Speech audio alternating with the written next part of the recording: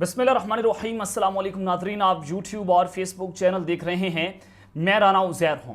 नाज़रीन, जब ये हुकूमत के आखिरी दिन थे, 9 अगस्त को असम्बलियाँ तहलील की गई, तो उससे 2 दिन पहले मुश्तरका मफादात कौंसिल का इजलास बुलाया जाता है। उसमें तमाम पार्टीज़ जो हुकूमती इत्तेहाद का हिस्सा थी, उन्होंने इस बात पर दस्तखत किए कि नए इंतखाबात नई मरदमशुमारी के मुताबिक होंगे। तो अपने ही हाथों से इन्होंने इंतखाबात को डिले करवाया और अब वो इंतखाबात जो नवंबर के अंदर यानी कि 90 दिनों में होने थे, अब वो जनाब फरवरी 2024 तक जाते हुए नजर आ रहे हैं। लेकिन ये इंतखाबात फरवरी 2024 में भी नहीं होंगे और साल 2024 भी इलेक्शन का साल नहीं है। तो इस सब के अंदर आज एक बहुत बड़ी वारदात डाल दी गई है, नंगी वारदात डली है और आज इस्टेब्लिशमेंट बाकायदा तौर पर जो है वो एक्सपोज हो चुकी है। अब तक की सबसे बड़ी खबर आज निकलकर सामने आई है जिसने इस पूरी कौम को सख्ते में डाल दिया है। सबसे पहली खबर पर आज हमने बात करनी है कि मुल्क में मार्शल लॉ का ऐलान कर दिया गया है।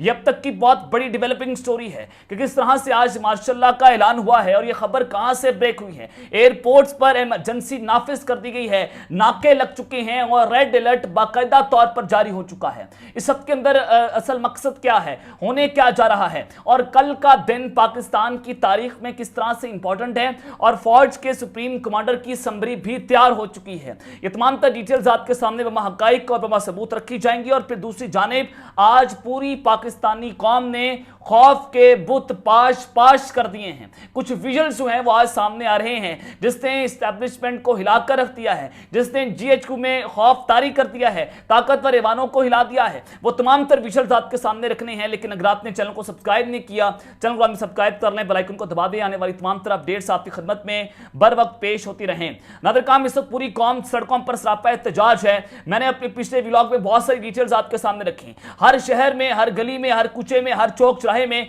आज पाकिस्तानी कौम सड़कों पर एहतजाज कर रही है बिजली के बिलों के खिलाफ। जो कुछ आपने देखा कि पाकिस्तान पर ताकत का दंगा नाच आपने होता हुआ देखा, आप रक्स देख रहे हैं, लेकिन कौम अपने हक के लिए बाहर नहीं निकल रही। आज मैंने अपनी कौम को बाहर निकलते देखा, आज मैंने अपनी कौम को अपने हक के लिए बाहर निकलते देखा तो बहुत खुशी हुई कि एक वक्त था कि यही कौम जो है वो सियासतदानों के पीछे लगती थी, एक वक्त था यही कौम जर्नैलों के पीछे लगती थी। आज ये कौम अपने हक के लिए खड़ी हो रही है। तो आप इमरान खान के दौर में जी रहे हैं, आप 2023 जो है वो उसके दौर में जी रहे हैं, आप सोशल मीडिया के दौर में जी रहे हैं। ये 1970 का पाकिस्तान नहीं है। इस्टेब्लिशमेंट 70 की दहाई में जी रही थी, लेकिन कौम जो है वो इस वक्त जागती हुई नजर आ रही है। बिजली के भारी बिलों के खिलाफ जो है वो मुल्क के एहतजाज काम कर चुका है। वज़ीर आज़म अनवर हक काकड़ ने अवाम को ज्यादा से ज्यादा रिलीफ देने के इक़दाम करने की हिदायत कर दी है। लेकिन जनाब, आप तो इलेक्शन करवाने आए हैं, आप मुझे ये बताएं कि आपने इन 2 हफ्तों के अंदर एक भी इजलास बुलाया हो इलेक्शन की तारीख का ऐलान करने के हवाले से।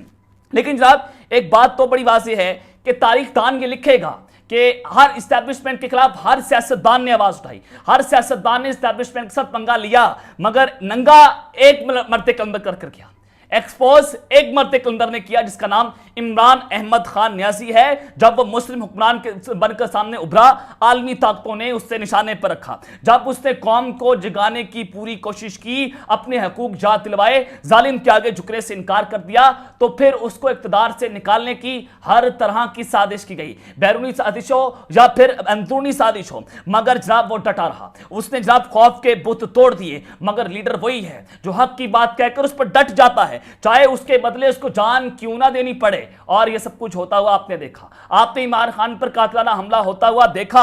आज जनाब वो एक मरते कलंदर, आज उसको मारने के पैगाम दिए गए, उसको कत्ल करने की धमकियां दी गई और मैदान सियासतदान जो है वो उसको मैदान से हटाने की साजिशें की गई। लेकिन जनाब, प्लान बनाने वालों ने एग्जीक्यूट भी किया। लेकिन एक प्लान अल्लाह बनाता है, एक प्लान ताकतवर बनाते हैं, लेकिन इमरान खान झुका नहीं, इमरान खान बिका नहीं। सबकी कीमत लगी, एक शख्स की कीमत नहीं लगी, उसका नाम इमरान अहमद खान न्याजी है। उसने जनाब अपने कौम को खड़ा करने की कोशिश की। रफ्ता रफ्ता उसका पूरा बयानिया, उसका जो है वो नारा अवाम के अंदर मकबूल हो गया। उसकी जुर्रत की कहानियां पूरी कौम लिख रही है, उसकी जुर्रत की कहानियां आज जमाने में गूंज रही है, उसकी बहादुरी की दास्तान लिखी जा रही है। कैदी नंबर 804 आज पाकिस्तान की तारीख में लिखा गया है कि वो मरना उसने कबूल कर लिया, उसने गुलामी कबूल नहीं की, वो डट कर खड़ा हुआ है। ये سمجھے جناب آپ نے اس کی قدر کرنی ہے. یہ پاکستان کی قوم کی ایک آزادی کی جنگ لڑ رہا ہے. تو جناب آج پاکستان کی قوم نے خوف کے بت جو ہیں وہ پاش کر دیے ہیں. پاکستان تحریک انصاف نے آج پی ٹی آئی کے جھنڈوں کے ساتھ غبارہ مہم کا آغاز کیا اور عوام نے پوری قوم نے غبارے جو ہیں اڑائے. لیکن میں آپ کو سامنے ایک ویژولز بھی رکھنا چاہتا ہوں کہ عوام جو ہے وہ باز نہیں آ رہی. اگر عوام باز نہیں آ رہی تو اسٹیبلشمنٹ کو کہنا چاہوں گا کہ جناب جائیں جیل میں معافی مانگے اس سے.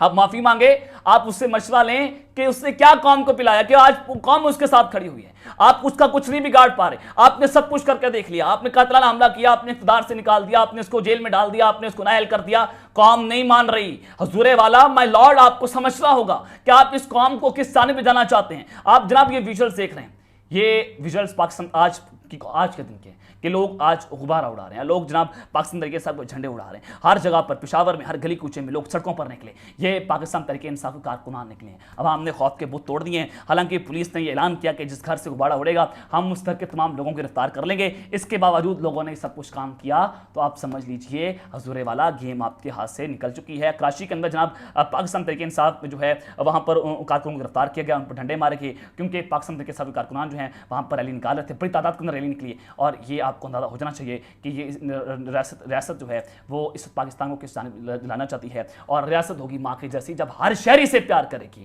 فوج لگے گی سب کو اچھی, جب سرحد پار کام کرے گی. یہ دونوں چیزیں آپ نہیں دیکھ رہے. ریاست تو ماں جیسی تھی, آج ماں ہم پر ظلم کر رہی ہے. لیکن آپ کو آج اپنی آواز کے لیے جو ہے اٹھنا ہوگا. لیکن ایک چیز تو بڑی واضح ہو گئی ہے کہ عوام نے خوف کے بت جو ہیں وہ جناب توڑ دیے ہیں. اور اس وقت اسٹیبلشمنٹ جو ہے کنفیوز ہو گئی ہے کہ اب کرنا تو کرنا کیا ہے. جناب فوج جو ہے ان کے سپریم کمانڈر کی اسمبلی جو ہے وہ تیار ہو گئی ہے. معاملہ کس جانب جا رہا ہے. لیکن جناب صدر پاکستان نے الیکشن کمیشن کو خط لکھا.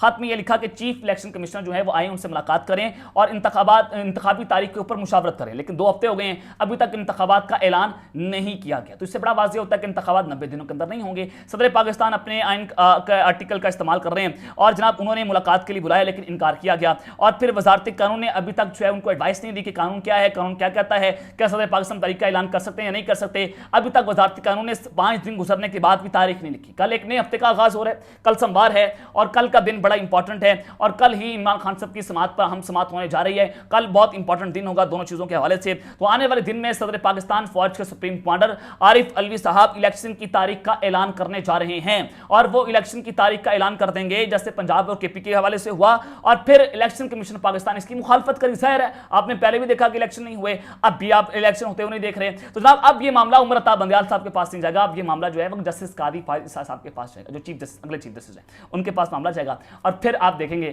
کہ پھر یہ سارے لوگ پھنسیں گے. پھر جناب یہ ننگا ناچ ہوگا اور آئینی بحران پیدا ہو جائے گا اور یہ معاملہ پھر عدالت کے اندر جائے گا. تو جناب یہ صدر پاکستان نے اپنی اسمبلی تیار کی ہوئی ہے, وہ کسی بھی وقت اور یہ الیکشن کی تاریخ کا اعلان کر دیں گے. یہ اب تک کی بڑی ڈیولپنگ اسٹوری ہے. جناب میں نے آپ کو کل ایک خبر دی تھی کہ جنرل عاصم منیر جو ہیں وہ ایک کلیننگ آپریشن جو ہے وہ شروع کرنے جا رہے ہیں اور یہ سسٹم سے اشارے مل رہے ہیں.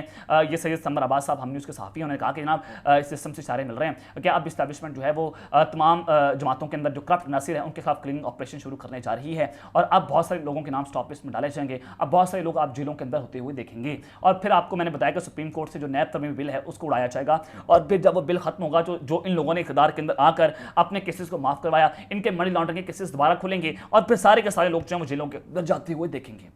اب جناب پی ڈی ایم کے لیے بھی برا وقت شروع ہو گیا, جو ڈیلوں کے نعرے لگا رہے تھے. شہباز شریف صاحب نے کہا کہ میں نے تو بڑے اچھے پوٹ پالش کیے ہیں, مجھے تو فوج کچھ نہیں کہے گی, مجھے تو اسٹیبلشمنٹ کچھ نہیں کہے گی. اب ان کے لیے جناب یہ بڑا مشکل وقت کھڑا ہو گیا ہے. عمران خان صاحب نے پہلے کہا تھا کہ جناب یہ آپ ایک بار پی ڈی ایم آپ جو طاقت میں بیٹھی ہوئی ہیں آپ ذرا باہر جائیں, آپ ذرا حکومت سے باہر نکلیں, آپ کو لگ پتہ جائے گا کہ اسٹیبلشمنٹ آپ کے ساتھ آپ کا حشر نشر کر دے گی. تو حالات یہ اکثر تبدیل ہو رہے ہیں. اب بہت سی چیزیں آپ کو ہوتی ہوئی جناب دکھائی بھی دے رہی ہیں. تو جناب میں آپ کو خبر دینا چاہتا ہوں کہ اس وقت پورے ملک میں مارشل لا کا اعلان ہوا ہے اور ایئرپورٹ پر ایمرجنسی نافذ ہو گئی ہے اور ریڈ الرٹ جاری کر دیا کیا ہے. اب یہ صورتحال بڑی گنونی ہے. ظاہر ملک میں ماشاء اللہ ہے, اس وقت ان کو کوئی کسی کے اوقات نہیں ہے. آئین پیروں تو رون دیا گیا ہے, انتخابات آپ ہونے کا نام نہیں لے رہے. اس وقت پورا ملک جو ہے اس میں آئینی بحران پیدا کر دیا گیا ہے. صدر پاکستان کے دستخط کے بغیر آپ قانون بنا لیتے ہیں. آپ پنجاب اور کے پی کے میں ابھی تک آپ نے انتخابات نہیں کروائے, وفاق میں بھی آپ نے مارشل لا لگا دیا. تو جناب آپ کو بتانا چاہتا ہوں کہ 50 سے 60 پیپلز پارٹی کے رہنماؤں کے تمام نام جو ہیں وہ اسٹاپ لسٹ کے اندر ڈال دیے گئے ہیں.